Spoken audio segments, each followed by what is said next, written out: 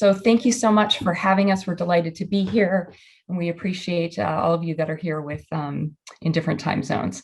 So my name is Michelle Cawley. I'm with the Health Sciences Library at the University of North Carolina at Chapel Hill. I'm joined by my colleagues Barrie Hayes and Adam Dodd, we're going to be sharing the presentation. So I'm going to go ahead and jump in because I know we're a little behind. Let's see if I can advance. Okay, so just to give you a quick overview of what we're going to cover, we'll spend a few minutes on the project context. I'm going to spend some time on the background on using machine learning on bibliographic data, and then we'll talk about the application of using machine learning for bibliometric analysis for the project that Adam will discuss with you. Before we jump in, I want to do a quick Mentimeter poll. I'm going to pull that up real quick. It's easy to do. Let me pull it over to the screen and we can see our results live. So if you go to menti.com, menti.com, and then enter that code 484221.6, your results will start to come up here, and just a series of questions to get a sense of what how the audience, what your level of experience and familiarity is around machine learning. So ML meaning machine learning.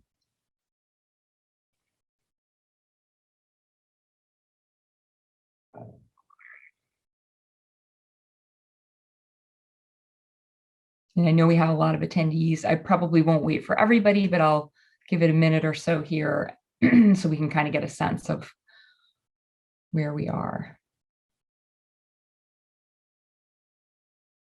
And while you all are doing that, I'll entertain you a little bit with my background if you're listening. My background, I'm a librarian, but I also worked at a consulting firm where I consulted with US EPA, Environmental Protection Agency, as well as the National Institute for Environmental Health Sciences, which is under the umbrella of the National Institutes of Health in the United States. And in that role, I co-developed a tool for using machine learning on bibliographic data. And that's what we'll talk about, is that application today. So I have about 33 responses here. I'm going to stop there in the interest of time. And that's helpful to me as to where the audience is in terms of your expertise and familiarity. So thank you. I'm going to go ahead and change gears. You can feel free to keep answering, but I'm going to switch gears here back to... Okay, so I'm going to pass it over to Adam, who will talk about the project context. Thank you, Michelle. Can everyone hear me? Great. We can, yes. Okay, so our presenters today are representatives of the Health Sciences Library at the University of North Carolina at Chapel Hill, as has been indicated. We have partnered with the University of North Carolina School of Public Health on a number of projects pertaining to impact measurement and visualization. Next slide, please. Sorry, I gotta find where to click. Okay. No problem. In general, the goal of our projects are to, as you see here, identify patterns, trends, and gaps in unit-supported research, education, and clinical care activities, measure and assess research impact by discipline area, discover the scope of research collaborations amongst authors, institutions, and country, and also, and perhaps most importantly, communicate research impact to our external audience and constituents. Next slide, please. For this project, we sought to demonstrate the extent of School of Public Health investment in health equity, distinguish research subdomains within the broader context of health equity, and distinguish different intents within health equity research, again, under the umbrella of the School of Public Health Research. Next slide, please. For this project, we are investigating the following research questions. What is the level of research output by author, department, area focus, etc.? What are the patterns of research collaboration among authors and institutions? Where are the various researchers publishing their work? What are their areas of focus? And how has research focus, again, pertaining to health equity, changed over time? Next slide, please. Okay. To build our data set, we retrieved research publications from Scopus for all of the 293 School of Public Health research faculty from 2010 to present. And within this set, we identify publications corresponding to determinants of health terms as recommended by our SPH project partners. The resulting data set was quite large. It was over 8,000 records. And although there was high precision, we identified many false positives in an initial manual review. At this point, we introduced machine learning methods to remove publications not relevant to health equity. And at this point, I would like to again transition back to Michelle, who will provide some background on using machine learning with bibliographic data. Michelle? Yep, thank you, Adam. And as Adam said, we were using the application of this just to kind of keep in mind is to find the studies that were not relevant. So we had about 8,000 studies in our pile. And typically when I've used machine learning, I'm often using it on a systematic review or really large comprehensive literature search, and we're using it to find the relevant studies. And we kind of flipped the script a little bit here, and we're looking for the ones that were not relevant, knowing that we would leave probably some non-relevant studies back in our analysis, but that I kind of think of it as wringing it out and getting it as clean as possible with maximum efficiency. The approach was nice here because we knew we were going to have all the relevant studies. We weren't going to miss anything that was relevant. So to give some background, and Barrie will dive into that piece a little bit more. But to give you all some background, I'm going to go a little bit quick through these slides. I know we're just a little behind on time here. I want to mention just a couple terms that come up a lot and are often used interchangeably. So text analytics, use of computers to process large volumes of text. I have just this is just a simulation. This is not meant to be real, but just to help kind of visualize it. So text is converted into a numerical matrix to identify patterns. So this is just a simplification of what's happening. When we talk about text analytics, you may also have heard the term natural language processing, which is under the umbrella of text analytics, as well as data mining and lexical extraction and the other things listed here. So a lot of times these things are used synonymously. And excuse me one second. Okay. So I just want to kind of give voice to those. And lastly, as part of that same point, artificial intelligence, machine learning, and deep learning, also terms you may have heard. Again, I'm going real quick, but I want to at least give voice to these. So kind of like Russian dolls that fit into one another, artificial intelligence includes machine learning, which includes deep learning. And AI would be any computer system that's able to perform a task that normally requires human intelligence. So we can think of this as it could be visual perception, speech recognition, decision-making, translation between languages that we see in Google. Speech recognition, think about we have our voicemails converted into email text, which is a form of that, and it gets better.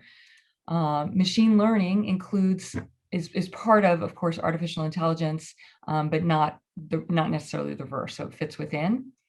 And deep learning, just touching on this briefly, is really the cutting edge of where the work is happening. It most closely mimics human learning. And deep is a term of art here, and it refers to the number of layers in the neural network. We heard about semantic AI earlier.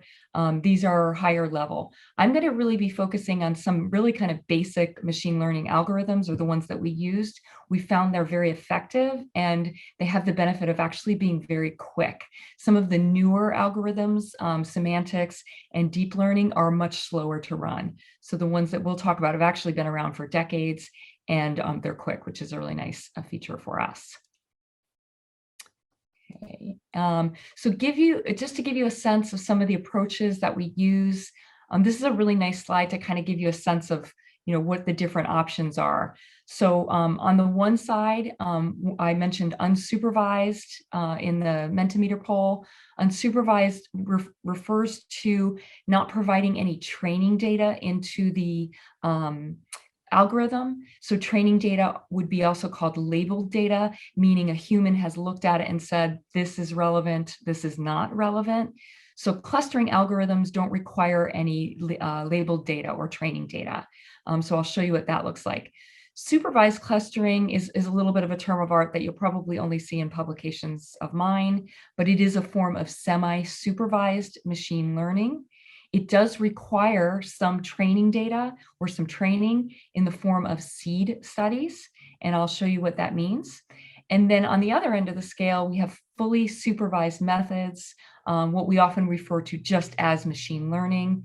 They use different algorithms, and they are considered supervised methods, meaning there's a training data set that's required. Active machine learning it will happen iteratively as a person is there labeling data, the model continues to be updated. And then what I called, and it's kind of my way to contrast it, is passive machine learning, which you just have a one-time training data set. I'm not going to talk about those in this talk really because of time, and also because we didn't use them or haven't used them yet on this particular data set. So to kind of jump in, clustering is an unsupervised method of machine learning.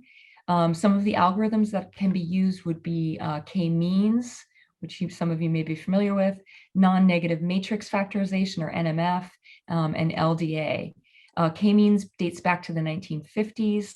Some of the work that I do or have collaborated with some folks in the UK, Australia, and US, really this method of approach is not really cutting edge anymore, but what's not happening is uptake of use by it. So the folks that are working on automation of systematic reviews are not really working on this problem anymore related to classifying unlabeled bibliographic data, so your search results. So just kind of something to keep in mind. I think of this clustering, we use it as like a refine or shine. That's why I have the flashlight on there. So I can refine my search strategy. I can identify a pocket of results to look at more closely. Benefits, no training data required, which is a good thing. Training data are expensive, in quotes, based on the time that's, especially good training data, are expensive in the time that's needed to develop that. This is simple, quick, and data-driven.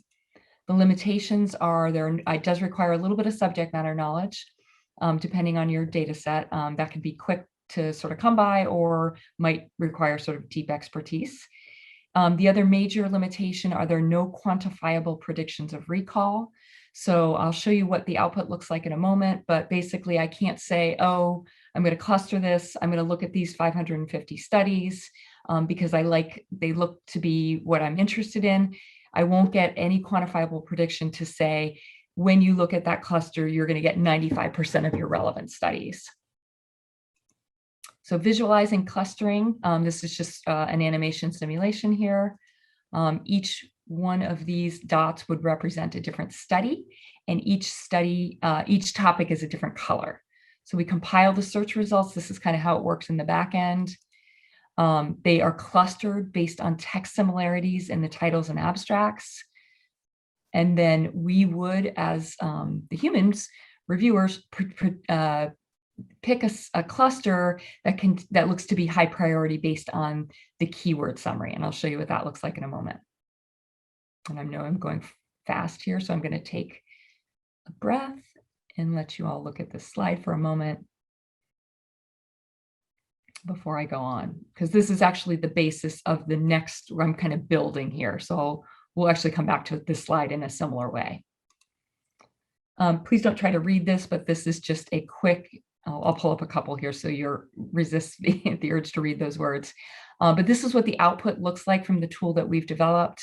We have a cluster number, the number of studies that are in that cluster. Each Each study is only in a single cluster. Again, it's based on the text in the title and abstracts. It could be based on keywords if we wanted to.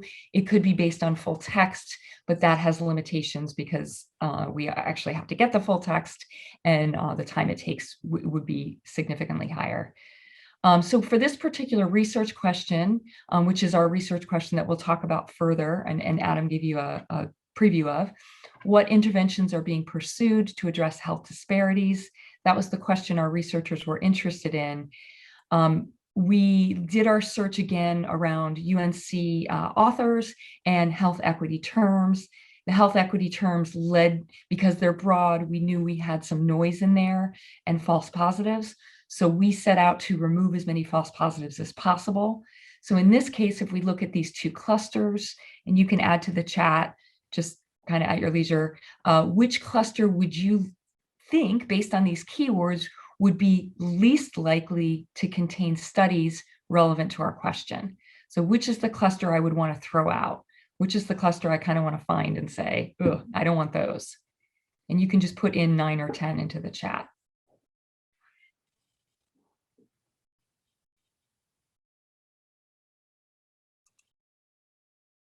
Okay, good. And I'm seeing, good, nice. I'm going to stop. I'm going to pull the chat back, but I'm seeing lots of 10s. So with little subject matter knowledge, you all are picking what we would pick and what our experts picked. So 10 would be the place where we wouldn't want to pay attention. We'd want to remove those. Let me go to the next slide. Okay, so I needed to kind of scaffold to get here to supervised clustering. It's the same idea, same underlying approach. The difference is I'm going to pump into my search results a set of studies that are labeled. These are seeds, and I'm going to follow the seeds to see where they land, to say, okay, that's where I want to look. So instead of basing it just on those keywords, I'm going to have a quantitative signal. Benefits: very little training data are required. It might just be 25 to 50 studies. They should be gathered at random, not cherry picked. It is quantitative, and I can predict recall. Visualizing, same idea as that picture I just gave, but in this case, I have these little dark blue circles. Those are the seed studies. They are clustered alongside the unlabeled data. And then instead of selecting it based on the keywords, I'm selecting it based on the clusters that contain a high proportion of seed studies. My output looks the same, except for I have this third column that tells me what the percent of seeds are. Clusters 9 and 10 that we looked at previously, 0% of the seeds landed in cluster 9. That makes sense because in this case, my seeds were based on studies that were not relevant, because that was my objective here, to remove as many non-relevant studies as possible. Cluster 10 had a relatively high proportion.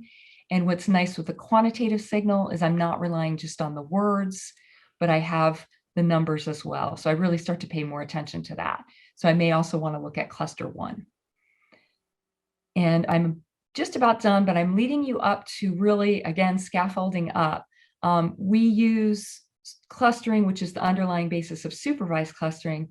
But when I started working on this, I struggled with what to do, which algorithm should I use, how many clusters should I use. So I ended up playing around and using 6 different methods, which is an ensemble approach.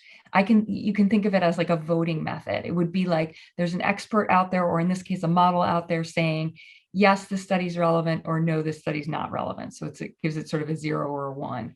And then I get a number or a score for each individual study, which allows me to put them into buckets. So results are run through multiple models. The models are based on the algorithm and the number of clusters. I typically do 6 models. Each model, each search result for each model is going to get a number of 1 or 0. So at the end, if I use 6 models, studies that have a score of 6 were found relevant in all 6 models. So those are the ones I want to review first. This is preferable to me because if I just use supervised clustering, I just get 2 buckets, yes and no. And I wanted to further prioritize within that within that yes bucket. And here's what it looks like. This is probably a little hard to see, but I just want to give you a sense of it because Barry's going to show you our results for our particular study. Don't worry about the numbers too much, but essentially we have an ensemble score for a set of studies. These 166 studies were all voted yes, relevant by all 6 models and so forth. These 197 were 5 of the 6 and down. These 1,210 studies were voted not voted relevant, found in a relevant cluster by any of the models. So I start screening. And as I start screening, I start to get labeled data. So of course, it's not going to be perfect precision. I get some relevant and some not relevant. I may continue on.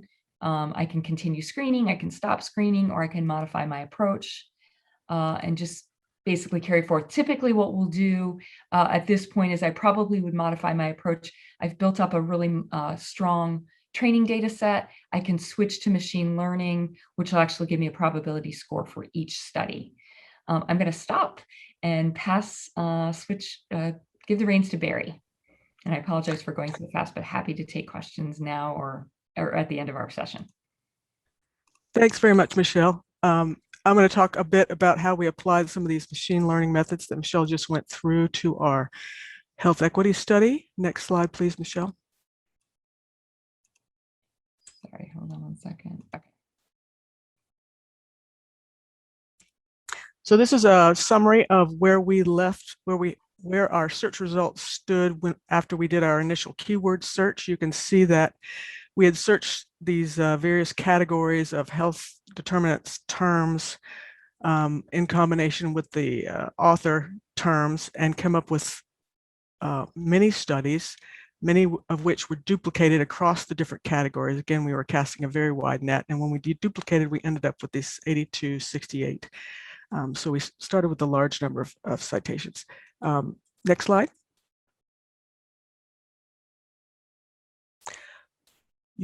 At this point, is where we turn to the machine learning to help us increase the precision of the data set. And as Michelle stated, to remove the false positives and improve the bucket for analysis. Next line, yeah, there you go. The initial search results of our keyword search were highly precise, but again, we had a number of false positives. Next line. Using Covidence, which is a systematic review tool some of you may be familiar with, the public health faculty we were working with identified false positives as seeds, which we used to find more like those irrelevance. And then supervised clustering was applied, taking the 95 false positive studies that they identified, using those as seeds to attract or group other studies that were highly likely to be false positives. Next slide. So this is you've seen this kind of thing before, but this is the actual results from our application to the health equity data set. And you can see the gestalt of keyword terms that were pulled up, and then those category alignments are just our application of how those keywords roughly align with our initial social determinants of health keyword categories. And you can see the count of the studies that came up in there on the left. Next slide. And then to prepare for the supervised clustering, we needed to identify those seeds that we were going to use. So within Covidence, we had our public health colleagues review 250 randomly selected studies from across the entire data set. And in reviewing those to answer the question, is this a health equity study or not? It went through a couple of rounds of review. And then we took the 95 studies out of those 250 that were identified as not health equity and used as seeds for the supervised clustering process. Next slide. And the results of our supervised clustering using the ensemble score method that Michelle described produced 1,123 studies in the ensemble score 6, which are those are the ones that are most likely to be not relevant, since that's what we were attempting to identify. And those are the ones that were provided to our public health colleagues to initially review to kind of confirm that they are in fact a high percentage of false positive. Next slide. No, not next slide. Yeah, so that's what they're working on. And just to give you a sense of what the supervised clustering did, this is the results of just our work on the 2020 sets that they had already fully reviewed and determined doing that there were a lot of false positives. Prior to the supervised clustering on just the 2020 citations, you can see the keyword terms that floated to the top that were the most prevalent. And then after we did the supervised clustering with those, you can see that other terms rise to the top because the irrelevant studies were removed. So women, Africa, HIV, Medicaid, that kind of thing. Next slide, Michelle. So where we are now is that public health researchers or research administrators are reviewing the citation subset, those 1,123 citations that were most likely to not be relevant to health equity, and to determine if further review deeper into the data set is needed. What we hope to do downstream is to apply these same automated methods to future health equity citation analyses, including some of the subcategories within health equity that they are interested in getting at, such as which studies are intervention studies and which studies have other intentions, and then potentially also for other fuzzy topic analyses for other projects. We are going to be discussing the IMB analyses for the 2020 pilot study that have already been cleaned by supervised clustering. And once we have gotten a cleaner data set, we will be applying our impact measurement and visualization analyses to that cleaner data set. And then the final slide, Michelle. So this is just one of the visualizations that we commonly do with bibliographic data sets.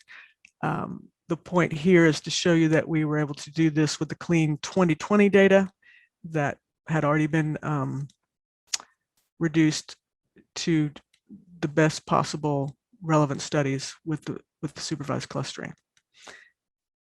Last slide. And that's it.